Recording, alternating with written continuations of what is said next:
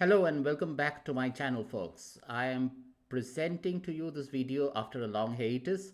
This break has been necessitated because of my preoccupation with a bit of executive education, business school teaching, some amount of consulting work, and also a bit of health issues. Having recovered from all of this, I am pleased to present to you a video which is different from what I have posted in the past.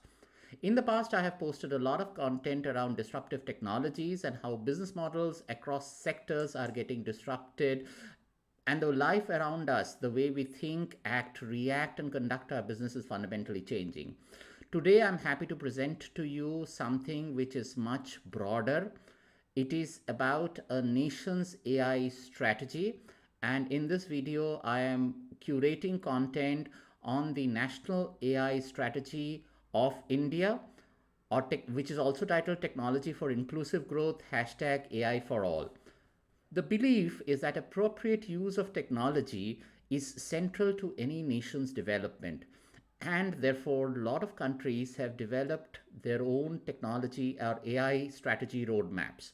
Prominent among them are Canada, Singapore, Japan, UK, Australia, the European Union, Germany, China, Italy, New Zealand, Russia, United Arab Emirates, Taiwan, etc. I'm not naming all the companies, just to give you a sense that how countries are approaching this strategic initiative. Someday I hope to present to you a comparative analysis of national strategies.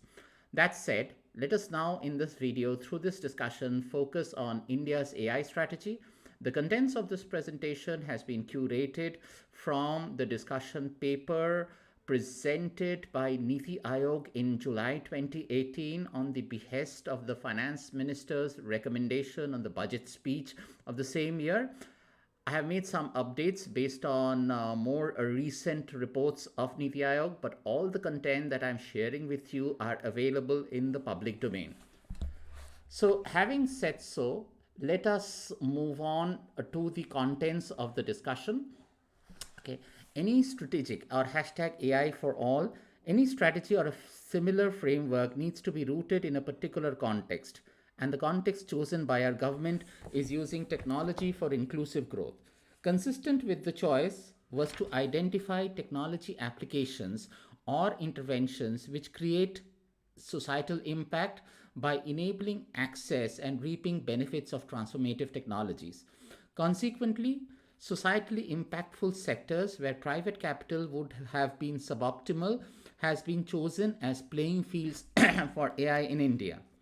The framework was to identify these sectors using pragmatic and rooted in developmental needs of the nation. And therefore, those 4 or 5 sectors has been identified as biggest impact areas for the country. Now, moving on, the framework also includes 3 major pillars. The first one is opportunity. Now, what we need to recognize is AI is fast developing as a new factor of production, augmenting the classical factors like labor and capital. And it has the potential to break the physical limitations of capital and labor and drive exponential growth.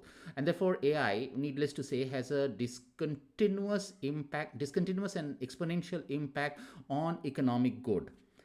The second pillar of India's AI strategy is greater good, the widespread and potential impact that a technology has in a sector and its transformative impact on billions of Indians is another very important reference frame for identifying a particular use case. The third one, which is a bit future looking, is it recognizes the fact that the fundamental research on AI in India is lagging and it will continue to lag. Having said so, Niti Ayog conceptualizes India as the AI garage of the world, where certain use cases, if it is solved in India, can be replicated across similar nations and regions, which would therefore make India a hotbed of activities or use cases in AI, which can therefore be mass replicated, and 40% of humanity would be benefited from the subject, from these applications. Due credit to Niti Ayog to thinking like this. The application of these principles led to identification of healthcare, agriculture, education, smart cities, and smart mobility as potential impact areas. Now, these areas have has potential impact across 1.636 billion fellow Indians, and each sector has unique challenges to be solved. However, in this video, I restrict myself to healthcare, agriculture, and education because of amongst, if I were to make a priority amongst the five sectors, these are amongst the most impactful ones, right? Now, let's kind of get into one of these each sector in detail. Now, when we look at healthcare, now healthcare across the world, actually, developed nations spend around more than 11% of their GDP on healthcare. Okay. Now, if you look at the United States, it's about 16.5% of GDP, Germany 11.7%, France, Switzerland approximately 11%, other European Union countries around 10%, China 5%, Indonesia 3.17%. To set the context, the National Health Policy of 2017 has allocated a higher level of spend in terms of GDP on healthcare, but still it is not enough to solve the problems that we wish to solve. And the endemic problems in healthcare in India is the fact that primary care, which is the quality of primary care, is where we lag substantially across the world in terms of number of beds per thousand Indians, number of doctors or healthcare professionals, doctors and nurses per thousand Indians. The second important problem is non-uniform care. Physical access continues to be a major barrier with glaring disparity between urban and rural populations on primary healthcare infrastructure. Affordability, inadequate health coverage with private expenditure accounting to 70% of healthcare costs. The National Health Policy aims to break it through structural changes in terms of preventive and higher allocation and investments in terms of preventive and primary care infrastructure, financial protection for secondary and tertiary care, provision for free drugs and emergency care services. Now you can find all of these policy interventions in the Niti Ayog website, and I'm not getting into the details of the interventions, but having said so, just to give you a perspective, the Ayushman Bharat scheme is building the next generation health and wellness centers for primary care and early detection. As on February 21st, 60,520 primary health centers were operational. The PM Jan Arogya Yojana is the world's largest non-contributory government spend in healthcare insurance, covering 500 million beneficiaries. The PM Bharatiya Janaushadhi Pariyojana is the biggest retail pharmacy chain with 6,000 operational stores, which provide more than 1250 medicines covering all therapeutic areas. Supporting the structural interventions, National Digital Health Mission, which is developing the health infrastructure for the country, will create seamless online platform to provide wide-ranging data and information and infra services. That is the overall landscape of healthcare. But if we want to go into subsequent updates that are available in the Niti Ayog's annual report of last year, you will see critical interventions are critical projects taken up by Niti Ayog, which gives us confidence that technology is probably going to solve the health issue of accessibility, quality, and affordability over a period of time. And in this discussion, I'm highlighting three important initiatives of Niti Ayog, which is the first one is early cancer detection. Niti Ayog is in its advanced stage for launching a program to develop repository of annotated and curated pathology images. Now, pathological services or expert pathology is a skill set which is not easily available. And Niti Ayog is partnering with institutions mentioned in this slide to create a digital pathology infrastructure which will help mediocre diagnosis to be converted into very high quality diagnosis using digital imaging technology. Now, this is a significant improvement and enables early cancer detection, and therefore the golden hour treatment becomes much more structured and world class in nature. The second important thing is improving care delivery services. Our care delivery services is a matter of concern in terms of basic care. Now, artificial intelligence based decision support system enables frontline care operatives or frontline care workers to deliver a much higher quality service through a conversational AI system. And the feasibility of this project is being tested in Palech in the Lady Harjan Medical College and Piramal Health Foundation. Similarly, diabetic retinopathy. Now, India is probably the capital of diabetes in the world, and one of those big NCDs, non communicable diseases, which has a significant impact on the health infrastructure of our country. And one of the downsides of diabetes is a problem with the retina or vision, and therefore, digital retinopathy is a process where a AI platform is being used to diagnose and detect symptoms of retina disorders using technology, which will obviously help you to be able to treat the disease faster. And that that pilot is going on in Mohali, and in the district hospital of Moga. The point to be noted here is with all of these interventions, one could actually kind of debate, is this interventions too many, too few, right in time, and so on and so forth. But that's not what the discussion is, or that's not even relevant at this point in time. All that we are trying to say here is the country has an AI framework. This AI framework has been developed using a certain pillar and an understanding to have an impact on societal good, leading to inclusive development, of which one of those impactful areas for teeming billions of Indians is in terms of healthcare and how technology can be used to bridge the healthcare gap. Now, technology in itself is not good enough. There is a policy infrastructure, which is the Ayushman Bharat infrastructure, which is the pet peeves of the Prime Minister, Sri Narendra Modi, and how those different pillars of the infrastructure are coming together to deliver quality and affordable care and also cover people through world's biggest non-funded, non-participatory insurance schemes. The combination of all of these factors will leapfrog our overall impact on health and wellness, which with the national health policy, which was launched in 2017, and private sector participation, would hopefully turn the battle against non-communicable diseases and other diseases that plagues India into a much better and a favorable equation for us citizens. And that's the important point. And therefore, having this process and a strategy document is the start of it.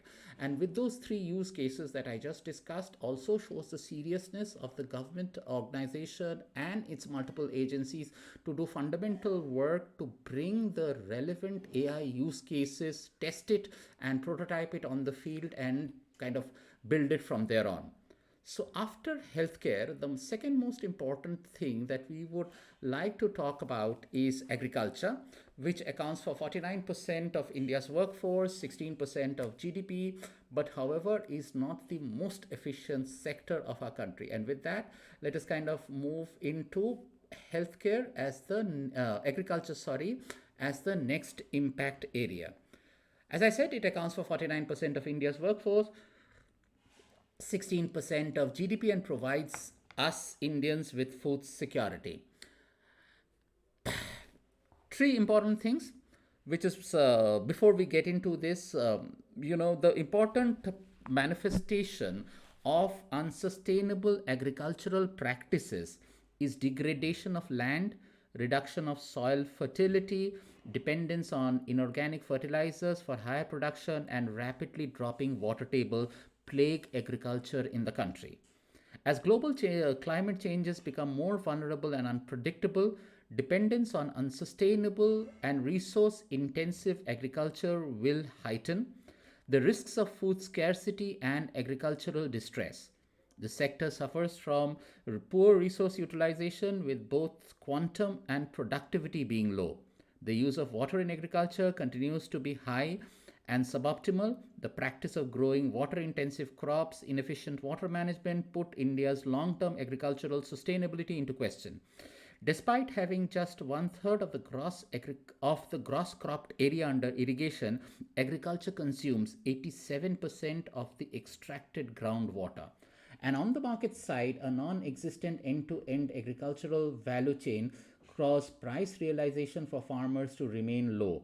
Access to and time availability of services across the agriculture food chain at the farmer's end becomes a challenge. Consequently, the use of AI in agriculture has been identified across three important areas.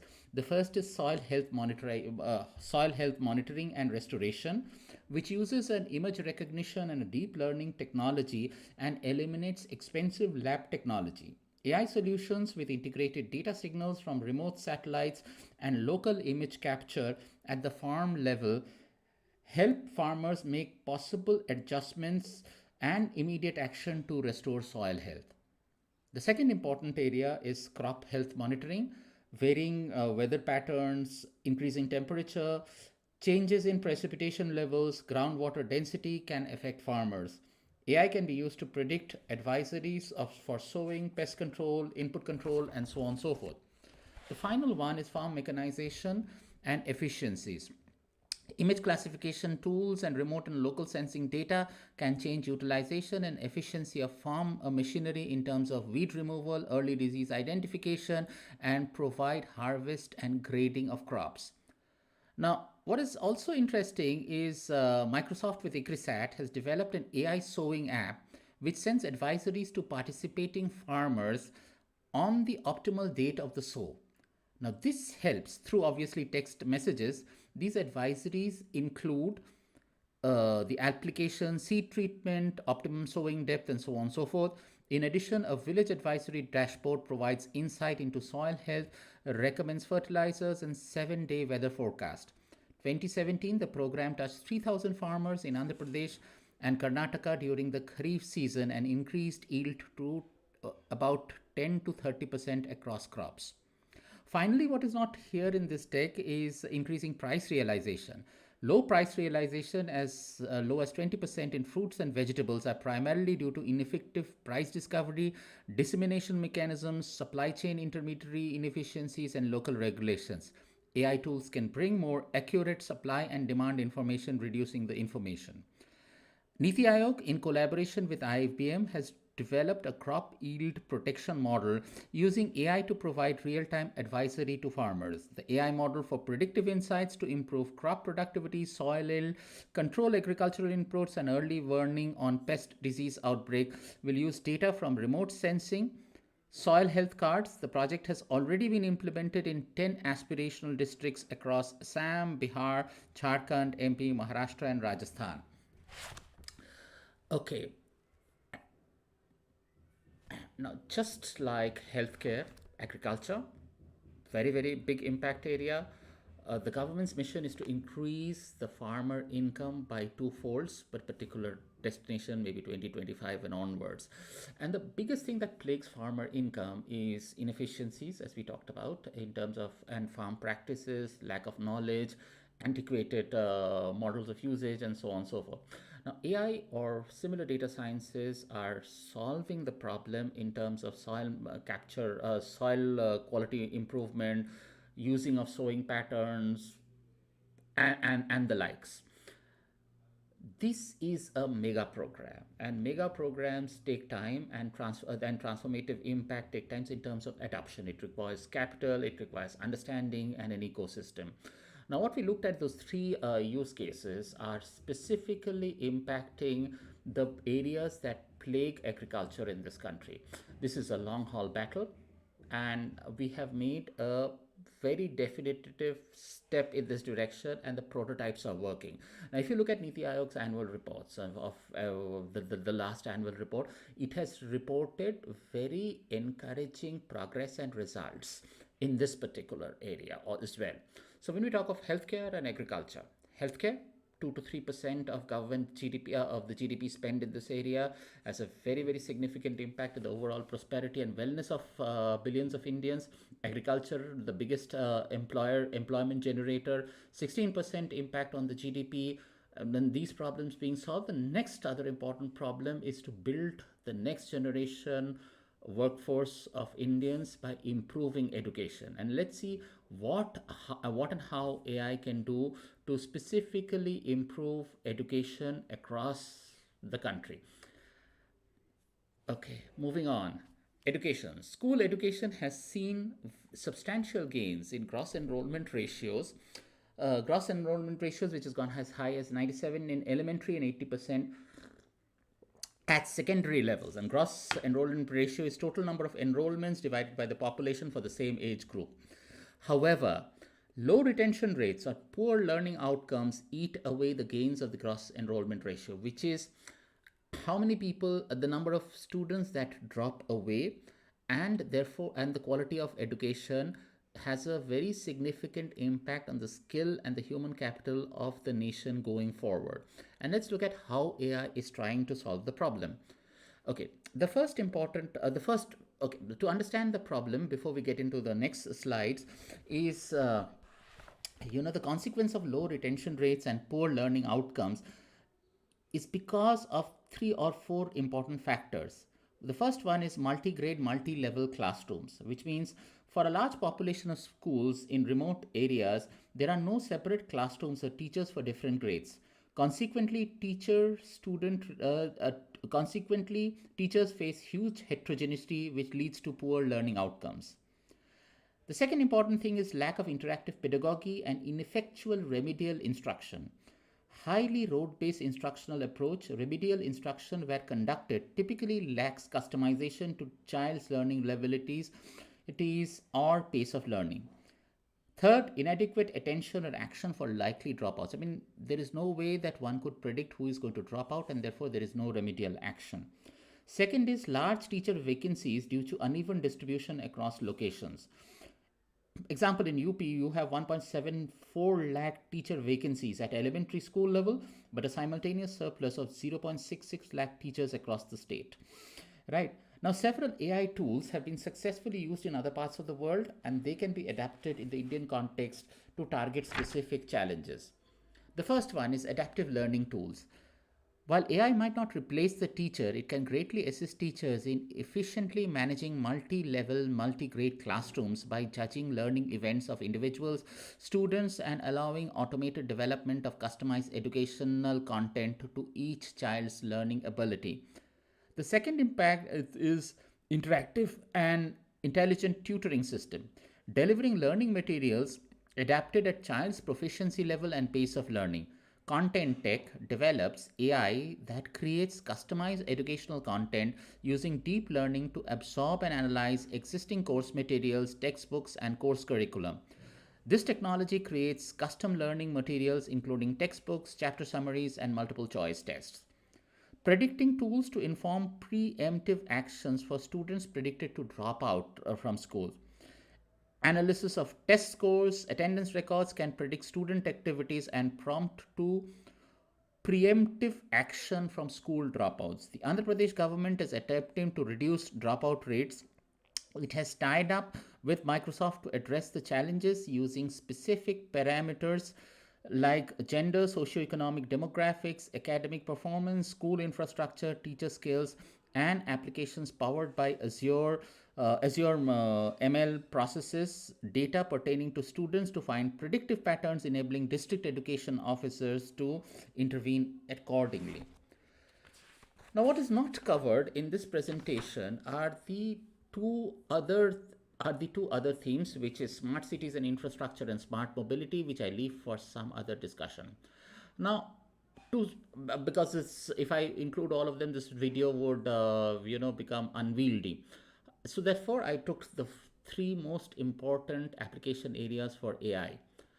Now, what we need to recognize that an AI strategy is not unique. About 27 to 30 nations have an AI strategy. The important thing is having a strategy premised on pillars which I'd like to call out, which is societal good, large scale impact, democratization, and access of information, is something which is very relevant in the Indian context. And hats off to the union government and Niti Ayog to conceptualize the problem and find the right levers of sustainable change in the country.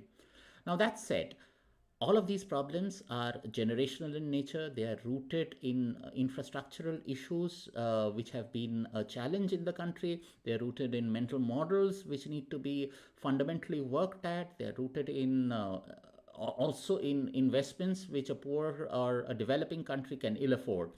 And therefore, using AI as a factor of growth which is scalable is indeed a smart move. Having said so, these pilot POCs, or these pilot use cases which are being developed across multiple aspirational districts, and the positive reactions or the positive outcomes that are seen at the test bed level are very encouraging for us to take and scale this discussion forward and to build a country which is premised on technology, which is inclusive, and also mirrors the theme which is AI for all. Right. So, due credit to the union government and also the participating state governments, the multilateral agencies, the research organizations who are working tirelessly to make it happen. And hopefully, like businesses are transformed by AI, which has been my pet peeve over the last few years. Nations will also change and transform using disruptive technologies such as artificial intelligence. I am glad to be back with you and posting my videos, and I hope to post a few more videos over time. Stay tuned in, share, like as you deem fit, and lovely to be back to recording. Have a nice day. Thank you very much, and good evening.